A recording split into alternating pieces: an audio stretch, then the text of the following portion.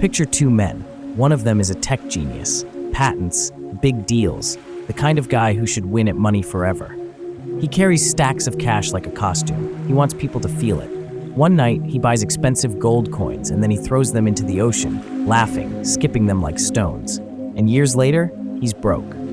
Now picture the second man, quiet, ordinary, works as a janitor, sweeps floors, fixes cars, lives in a simple house. Nothing about him looks impressive. And when he dies, the world finds out he secretly built millions. No lottery, no inheritance, just patience, small choices, and time. So here's the question that changes everything. If the genius can lose and the janitor can win, what does money actually depend on? Because maybe money isn't a math problem, maybe it's a behavior problem. And if that's true, then the person who understands their own emotions beats the person who understands spreadsheets. This is The Psychology of Money by Morgan Housel. And it's not a book about stock tips, crypto predictions, or becoming rich overnight. It's a book about something way more uncomfortable. Why smart people do dumb things with money.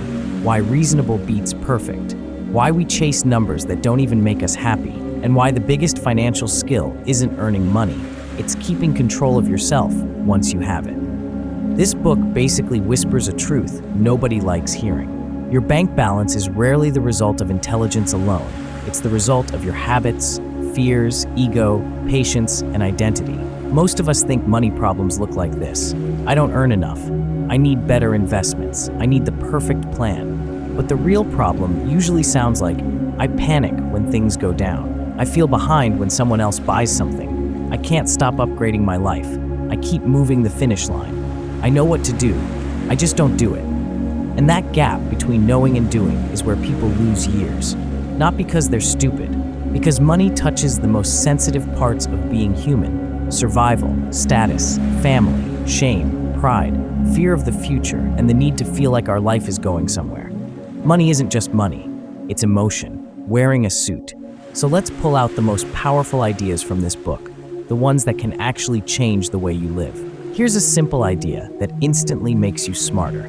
People from different lives make different money choices, and those choices make sense to them. Someone who grew up with inflation, job loss, and instability sees risk differently than someone who grew up during booming markets.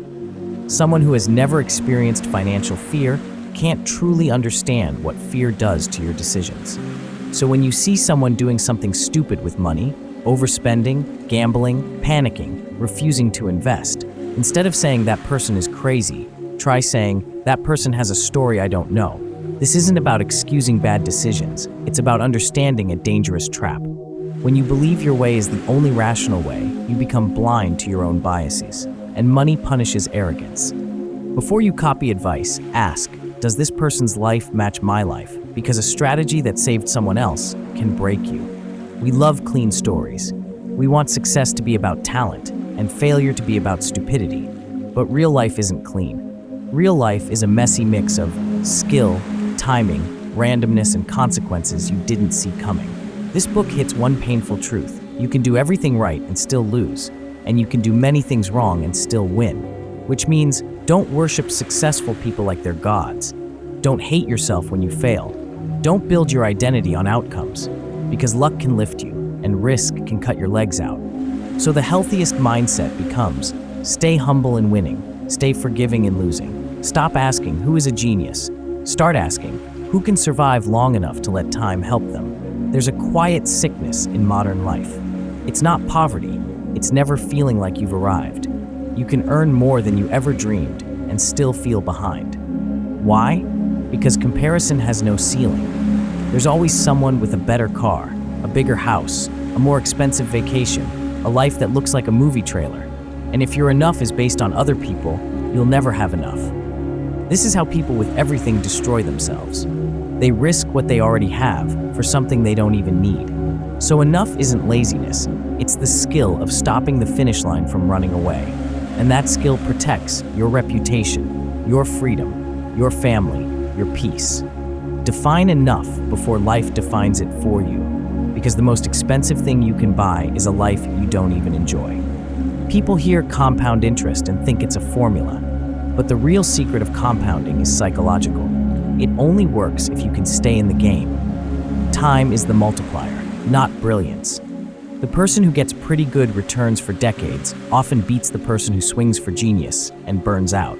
This flips the way we normally think. We think success is about intensity, but money success is often about endurance. It's about staying calm when it's boring, staying patient when it's slow, staying consistent when nothing is happening. Because compounding doesn't look impressive in the beginning. It looks almost pointless. And then one day, quietly, it becomes unstoppable. The goal isn't to be a financial superhero. The goal is to be the person who doesn't leave the gym. Getting money often requires optimism, risk, pushing forward. But staying wealthy requires something else: humility and survival. This book uses a brutal idea. Your biggest enemy isn't low returns. Your biggest enemy is ruin. Because ruin ends the story. Ruin means you can't come back and try again. So the best financial plan isn't the one that's perfect. It's the one that still works when life punches you in the face. And that leads to the book's survival framework. Think of your financial life like a ship crossing an ocean. You don't win by having the fastest engine. You win by not sinking. So you build in being unbreakable, cash, flexibility, not over-leveraged, planning for plans to fail because they always do, room for error, margin of safety, the buffer that keeps you alive. Room for error isn't pessimism, it's realism. Because the world doesn't just throw problems you predicted, it throws problems you couldn't even imagine. If your plan only works when everything goes right, it's not a plan, it's a fantasy. Let's say something out loud that most people feel but don't admit. You don't just want money, you want control. You want to wake up and feel like your life belongs to you. Not your boss, not your bills, not your fear. This book calls it the greatest financial goal, the ability to do what you want when you want for as long as you want. And here's the twist. Freedom doesn't always come from a huge income. It often comes from a gap, the gap between what you earn and what you need. That gap becomes your independence fund. And every time you increase the gap, you increase your choices. That's the real return on savings, not the interest rate. A lifestyle that demands everything you earn is a beautiful prison. Most people think rich means expensive clothes, fancy cars, visible upgrades. But wealth is often the opposite. Wealth is invisible. It's the money you could spend but didn't. And that's why this is so hard. We learn by copying what we see. But you can't see restraint. You can't see the person who didn't buy the upgrade. You can't see the stress they avoided. You can't see the future freedom they protected. So we copy the loud version of success and miss the real one. If your goal is wealth, stop using rich people as role models. Use calm people. Traditional finance wants you to be rational, emotionless, perfect. But the book argues something smarter. The best strategy is the one you can stick to, even if it's not optimal. Because if a perfect plan makes you panic and quit, it's actually worse than a simple plan you can follow for decades. So instead of asking, what's the smartest strategy? Ask, what's the strategy I can follow when I'm scared, tired, stressed, and tempted? That's the real test. Because most financial mistakes don't happen when you're calm. They happen when you're human. In money, consistency is a superpower. Let's pause for a second. If someone gave you a huge amount of money today, but you had to live with your current habits, ego, fears, and impulses, would it actually improve your life? Or would it just make your flaws louder? Because money is an amplifier. It amplifies who you already are.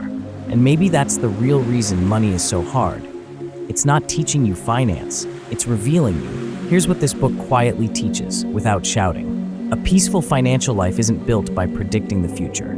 It's built by preparing your behavior for whatever future arrives. It's built by knowing. You will feel envy sometimes. You will feel fear sometimes. You will want to show off sometimes. You will want to quit sometimes. And instead of pretending you're above it, you design your life so those emotions can't destroy you. You keep your lifestyle from running away. You build room for error. You stop moving the goalpost. You protect your time. You stay in the game. And one day, quietly, you realize something rare. Your life feels lighter. Not because you became a genius, but because you stopped letting money control your identity. If any part of this made you look at money a little differently, not like numbers, but like behavior, then you already got the point of the book. Because sometimes one idea is enough to change your next decade. And if you enjoy learning life through powerful books, not to feel hyped, but to feel clear, then you're in the right place. We'll keep turning pages together.